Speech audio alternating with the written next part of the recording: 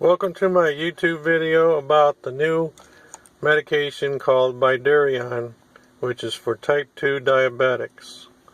It helps stimulate the pancreas to be alert enough to regulate sugar. As the sugar levels rise, it can sense it, and when the sugar levels drop, then it accordingly does not spit out so much insulin.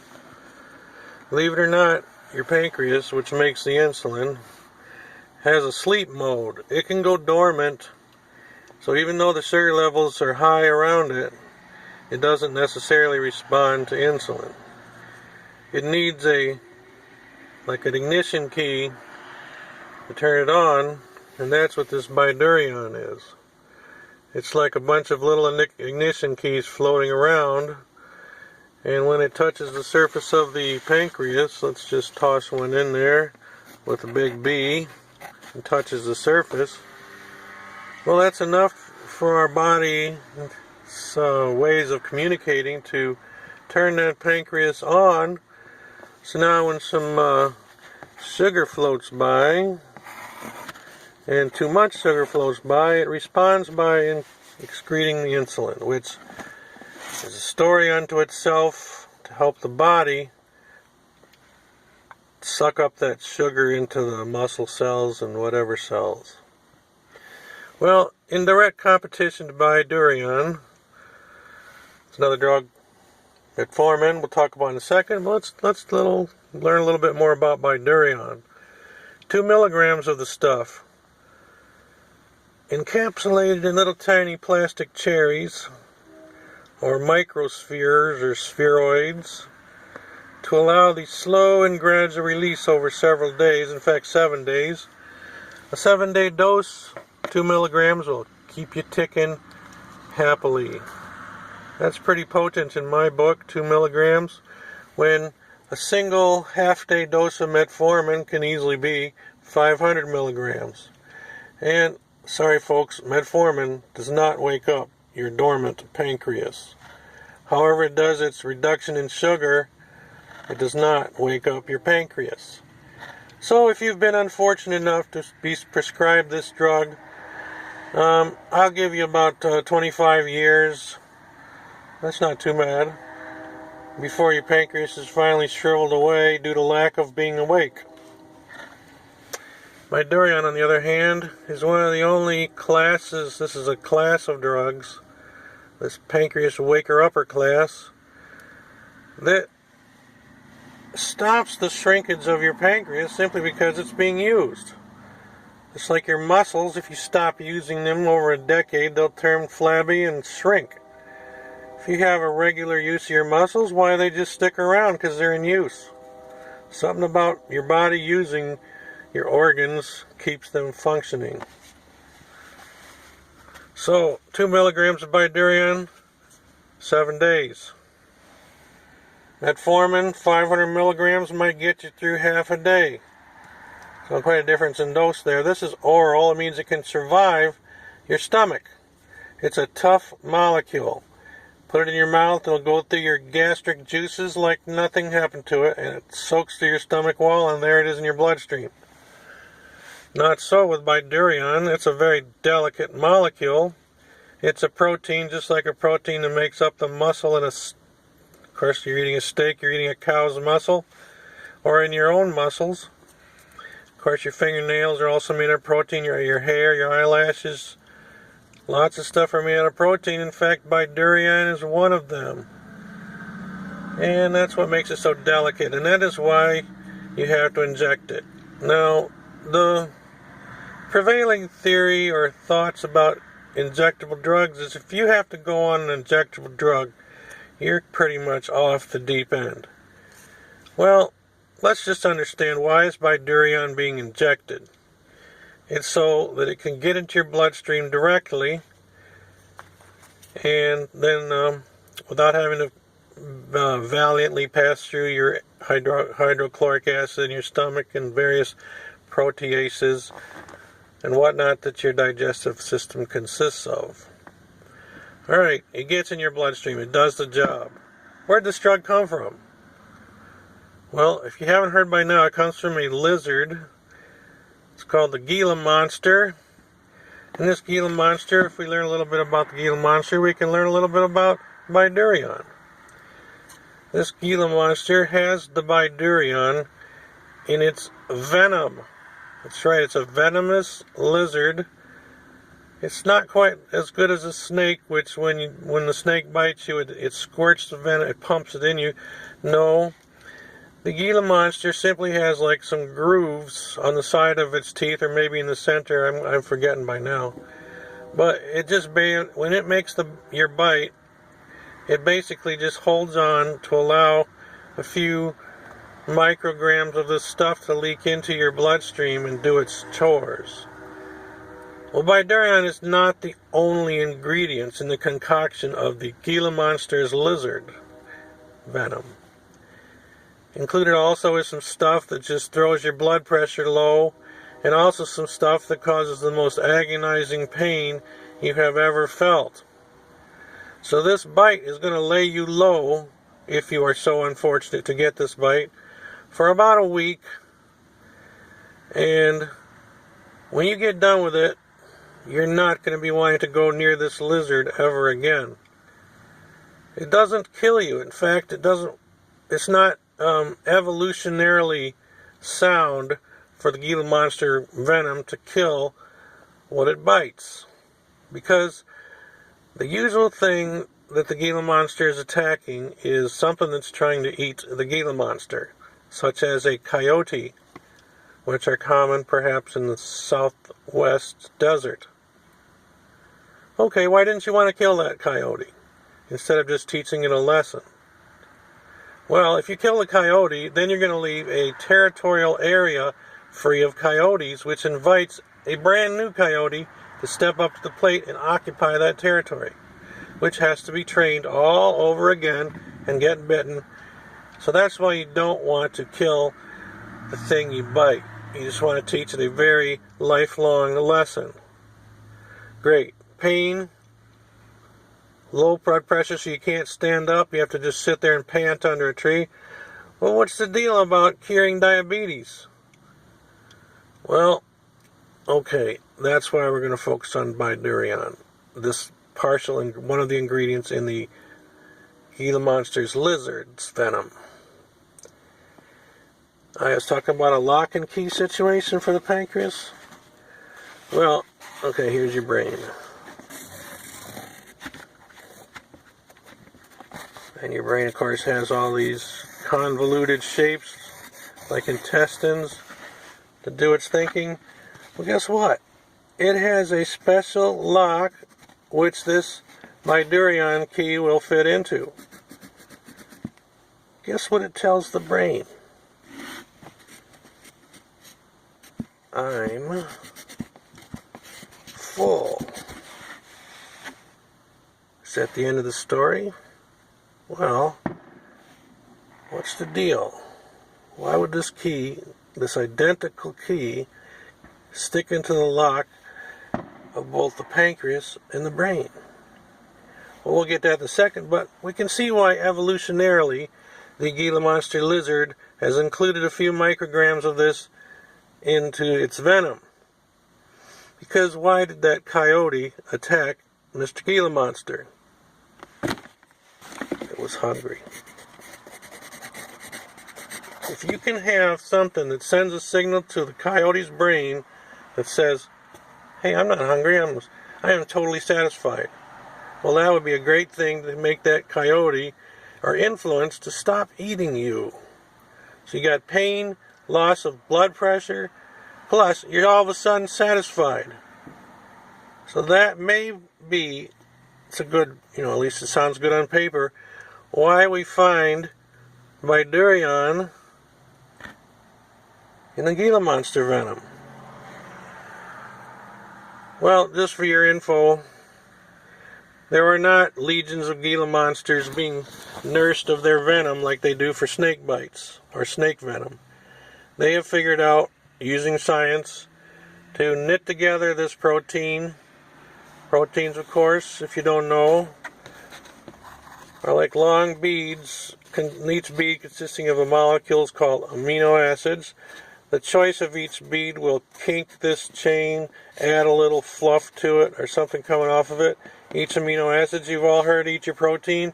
Proteins are made of about 18 to 20 amino acids. I'm forgetting the count by now. They are knit together, one choice after another, in your body to make what the body wants to make. You know, more muscles, more fingernails, and etc., etc.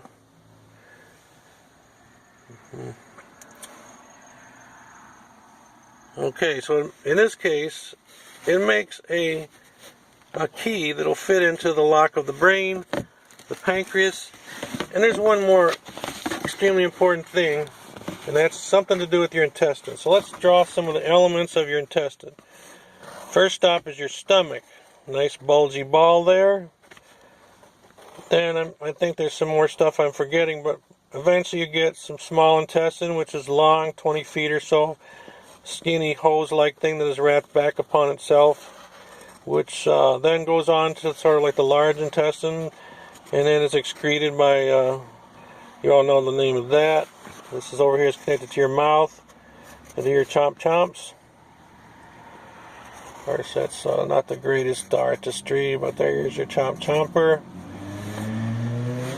Now, when your intestines, let's say you eat some stuff, it tastes good, but with all the artificial flavorings we know about today and diet sodas, it may have no calories, and your body has a way of not being fooled. Your brain might get initially fooled, your tongue may send some wrong signals to your brain saying, hey, I just had something sweet.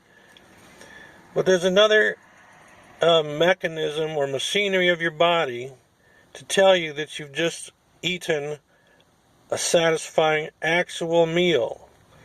And that is, as these peristaltic, I think that's what they're called, contractions occur, the contents of the stomach enters the small intestines, and one of their job is to start letting that stuff soak through the intestinal wall.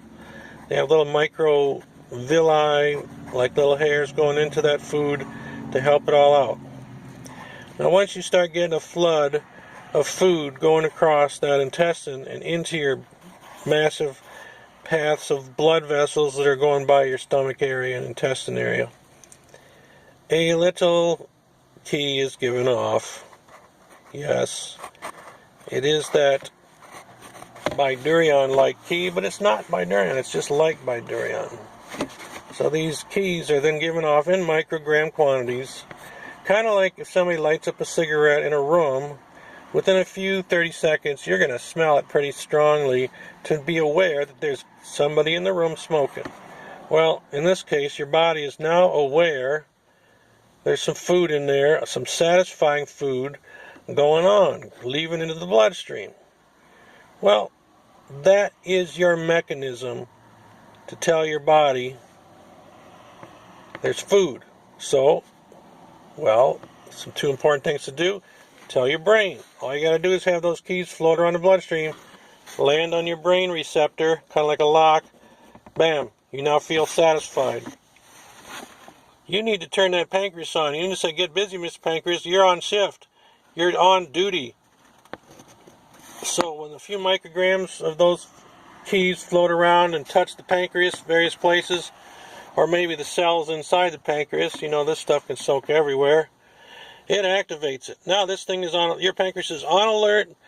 When that sugar is getting high, it just dumps that insulin in the bloodstream, and as another story, that insulin then makes the rest of the body deal with the sugar.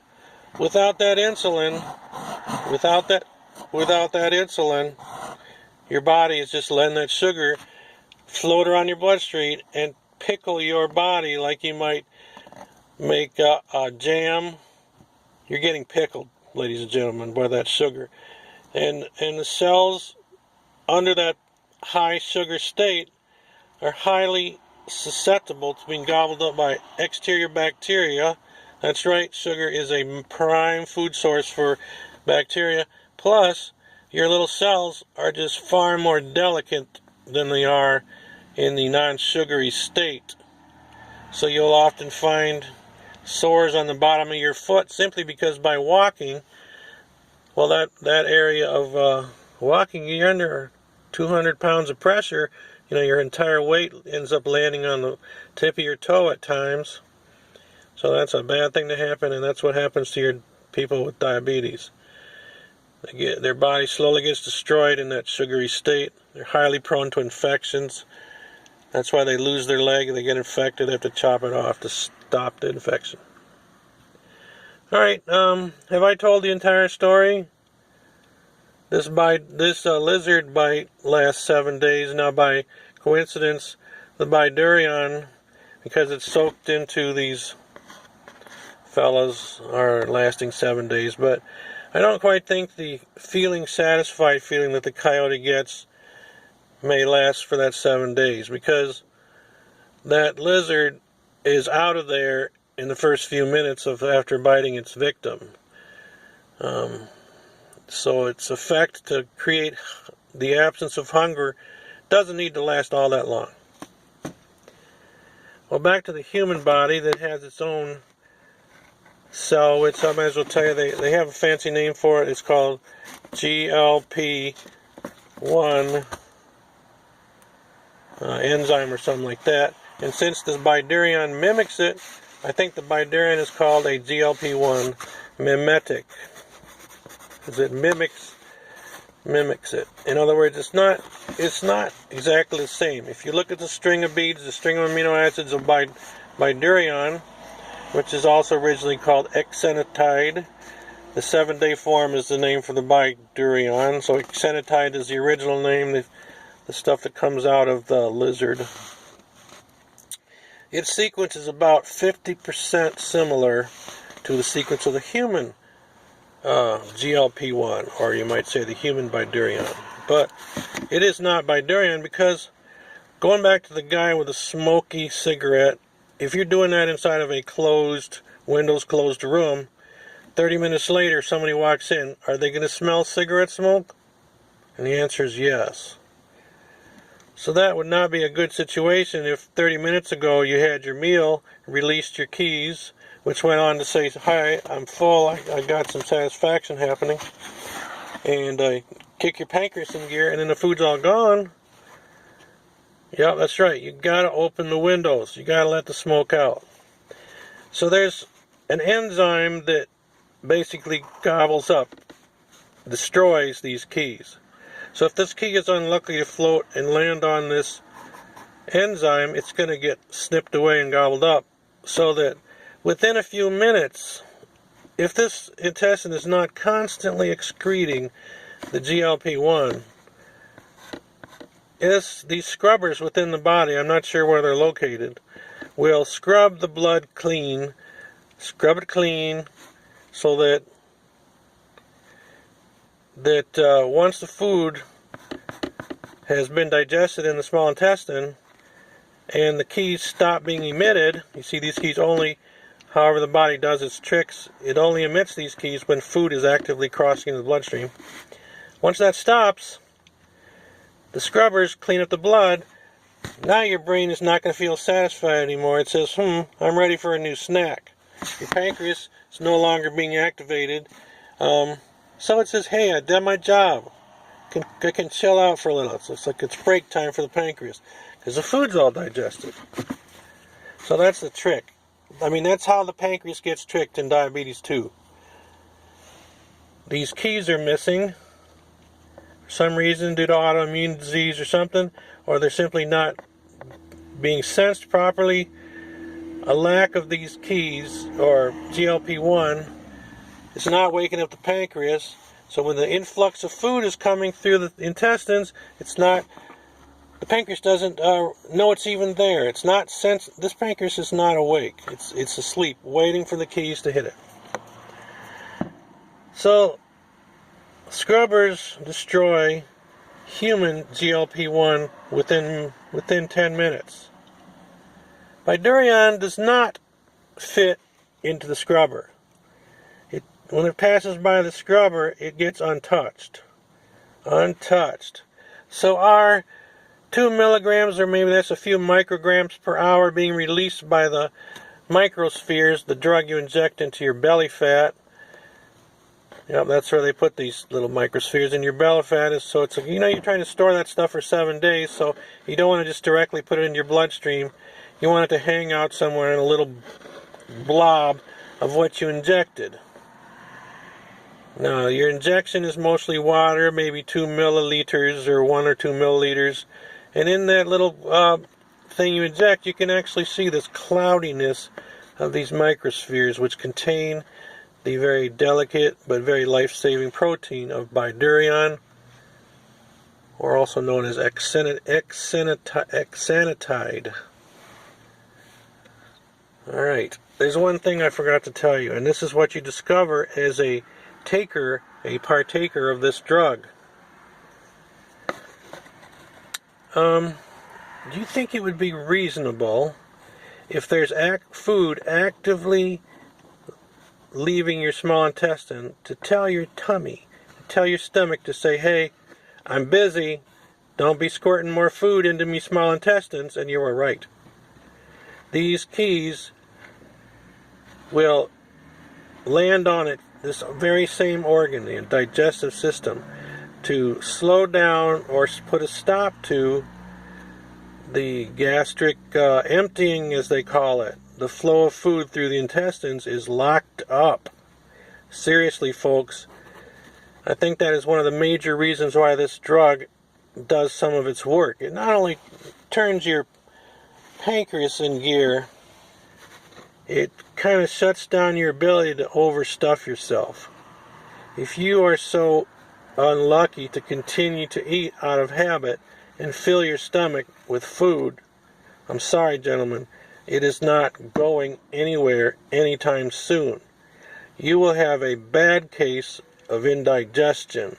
You will be burping all night, which hopefully over time will train you to lay off eating so much, which ultimately is one of the main causes of the first world disease of type 2 diabetes. Is less exercise to burn off the energy you eat, and eating too much energy, and your body is kind of like at wit's end what to do with it. Okay, so these keys lock up your intestinal flow, tell your brain, hey, I'm satisfied, no need to be eating anymore. And by the way, at least when you first start to taking it, you feel peppy. I heard this and I agree with it. I concur. The feeling of another type 2 diabetic is, sure, the doctor tells you diet and exercise, but you're constantly hungry, and when you try to exercise, your body aches like crazy under that influence of high sugar. It's very difficult to overcome and follow the doctor's directions alone. So this bydureon is quite a miracle drug, and I suggest you think about taking it. Let me reiterate some of the miracles. It brings your pancreas back to life. It is the only drug in this class of mimicking the GLP-1 enzyme. If you're in that class, then you're going to help the pancreas live. A pancreas that's awake, doing its job, working, excreting insulin. Working, my friends, is the key. When the pancreas is working, it doesn't shrivel away. When the pancreas lies dormant year after year, not doing any function, the body, the way the human body does its stuff with stuff that's lying dormant, is it slowly fades away, shrinks and fades away. When you are following the doctor's direction and taking metformin, which is about $5 a bottle, and it keeps your insurance company very happy to collect your insurance premiums and keep you healthy for $5 a bottle, unfortunately, after 25 years of that, your pancreas will have shrunk away, and you're going to need to take the directly shots of insulin because your pancreas is not there to make any insulin. Bydureon, $200 a shot, 7 days. Your insurance company is going to be whining unless you want to pay for it yourself. They want you to first try the heck out of metformin and whatever, And for those who don't respond to metformin, whether they're just too stubborn or just can't seem to take those pills because it makes you feel kind of queasy, they're the lucky ones where the doctor will finally throw up their hands and say, okay, try some bydureon. We've tried everything else on you. So it is not allowed to be a first line of defense, even though it darn well should be. It's just too bad it's $200 a shot. I can't blame it for being $200 a shot. It is manufactured by the world of science that is involved in protein synthesis. And if you're a scientific researcher just randomly wanting to research some particular protein, you will often pay $1,000 a milligram for a specialty string of amino acids. So $200 for 2 milligrams is dirt cheap in that world of scientific community. Of course, hopefully one day they can figure out how to make this stuff for $20 a shot. I'm hoping for that day, because everyone should know about the GLP mimetic pathway and how you can explain type 2 diabetes by a lack of these GLP-1s being emitted, or by the insensitivity of the amount of GLP-1s your body is producing. Remember, or an overly active scrubber keeping your blood way too clean of it. Remember, this bydureon, because it's not exactly the same thing, will fit nicely into your brain receptor, into your intestine receptor, and into your pancreas receptor. So that, by accident, is how a Gila monster cures type 2 diabetes. Simply because it did not want to be eaten. It was helping the attacking creature feel full, taking away hunger, locking up its stomach, so even if it did continue to eat, it could only fill its little stomach and couldn't fill the entire intestines. And there, by accident, it cures type 2 diabetes. Check it out, ladies and gentlemen. Don't rely on my offhand comments for medical advice. I'm just a patient like you. But please do look into the medical literature and type in bydureon as many times as you can in the Google search or Bing or whatever search engines you like to find out as much as you can about GLP-1 mimetics. Thank you, ladies and gentlemen, and have a good night.